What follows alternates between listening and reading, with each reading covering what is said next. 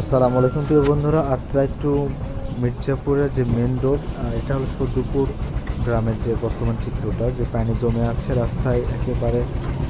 বৃষ্টি হলে এখানে পানি জমে থাকে, যা করুণ দশায় এখান থেকে দেখতে পাবেন আপনারা।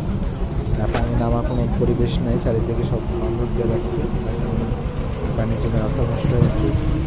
যে কোনো সময় ঘটতে পারে এমন দুর্ঘটনা, তাই সবাই দৃষ্টি আকর্ষণ করছি, মেরামত করা হয়, সংস্কার করা হয়, এখানে পানি না জমে।